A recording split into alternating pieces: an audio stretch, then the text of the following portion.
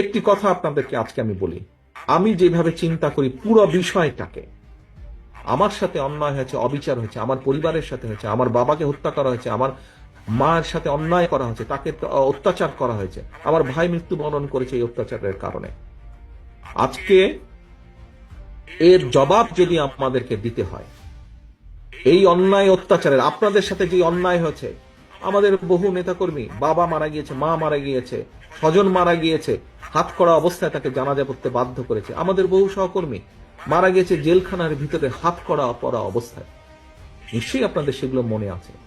এখন আমরা যদি এই সকল অন্যায়ের, অবিচার, অত্যাচারের জবাব দিতে চাই, যদি জবাব দিতে হয়, তাহলে তারা যা করেছে সেভাবে করলে জবাব দেওয়া হবে না, তাহলে তাদের আর আমাদের মধ্যে কোনো পার্থক্য থাকলো না। সে অধম বলে কি আমরাও অধম হব নাকি? আমাদেরকে যদি জবাব দিতে হয়, আমাদের 31 দফা যদি আমরা সফল করতে পারি, তাহলেই জবাব দেওয়া হবে। দেশি এবং বিদেশি ষড়যন্ত্রকারী যারা দেশি এবং বিদেশি ষড়যন্ত্রকারী, যারা চায় না এদেশে গণতন্ত্র প্রতিষ্ঠিত হোক, যারা চায় না এই দেশের মানুষ রাজনৈতিকভাবে এবং অর্থনৈতিকভাবে সফল হোক, স্বাবলম্বী হোক, যারা এটা চায় না, আমরা যদি 31 দফা সফল করতে পারি, তাহলে মানুষের ভোটের অধিকারকে প্রতিষ্ঠিত করতে পারি, তাহলেই তাদেরকে আমাদের জবাব দেওয়া হবে।